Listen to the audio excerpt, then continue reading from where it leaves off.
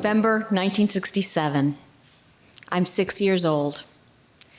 I live in Juanelo, Cuba, a working class suburb of Havana. 4 generations of my family live all around me. Windows and doors are always open. Everybody knows everybody's business. Most of the adults work at factories nearby, and while they're working, the abuelas, the grandmothers, watch over us, and they're really good at what they do. If you even think about doing something bad, one of them shows up and ruins everything. But something really weird is happening in our neighborhood, and I can't figure it out. Every now and then, a family disappears overnight. The adults say, oh, they flew away to Florida, whatever that is. I'm just not sure what's going on, but I know that those disappearances are connected somehow to the sound of a motorcycle coming into the neighborhood. My parents aren't quite happy, and I realize that something's going on with them as well. They had applied to leave the country, and they had applied for their exit papers 3 years before, not knowing if or when they would ever get them. They had supported the revolution in the 50s like most working class Cubans, but after the revolution instead of getting the restored democracy that they had hoped for, they got ration books, propaganda, repression, and executions on live TV. So somewhere in the mid-60s, they decided, come hell or high water, we're getting out of Cuba. So one night, I'm at my abuela Cuca's house, who lives right down the street from us, and I'm chasing chickens. She had these skinny little hens that I love to chase around, and I hear a motorcycle coming into the neighborhood. So I want to figure this out. I take off down the street, round the corner, and in front of my house is a huge mob. And on the sidewalk is an enormous motorcycle. Inside, my father is sitting at the kitchen table, and he's answering questions that this government guard is asking him.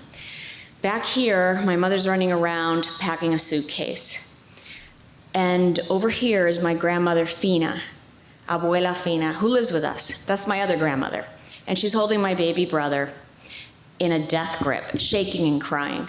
I go over, and I'm shaking and crying. And I'm asking questions about kids. Nobody ever tells kids anything. But the guard notices me at that point. Niña, ven acá. Girl, come over here. Is it true that you want to leave your house and your friends and never come back? And my mother and my grandmother and my father answer for me, sí, ella quiere. In no time, we're out on the street, and I look, and the guard is locking the front door and sealing it shut with a banner that years later I find out reads property of the revolution. He tells us to be at the airstrip tomorrow night at 8 o'clock, and the following morning we will fly out to the United States. So that night we spend at my uncle's apartment right above ours, and people start to show up to say goodbye. My great-grandfather, all kinds of relatives, and then my first grade teacher. I love her, but I don't know what to do with her in that setting, and I don't want to look at her. My mother comes over and says, Anita, your teacher was very brave to come here tonight. She came to the house of a gusano family. Gusano means worm, and that's what the government called people like us who were leaving Cuba. So she was brave, I want you to be brave. Ponte guapa, make yourself brave, and go and say goodbye.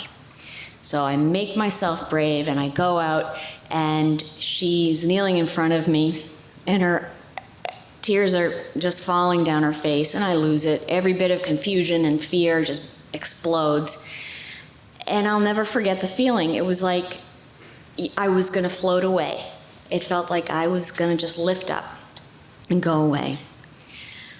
The next night, it's 8 o'clock at night, and we arrive at the airport as instructed with 200 other gusanos all around, and lots of little kids. And at first it's a blast because we're playing and we're running around, getting dirty even. We're in our best clothes, but then there's nothing to eat. when we get hungry, and there's no place to sleep when we get tired, and there's some crying, and finally everybody just falls asleep on top of each other.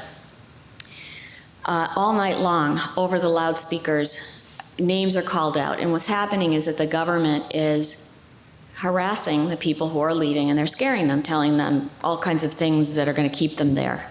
But we get out, and the next morning we get on the plane, and right before we take off, the attendant comes down the aisle and sprays us with disinfectant, air freshener, I don't even know.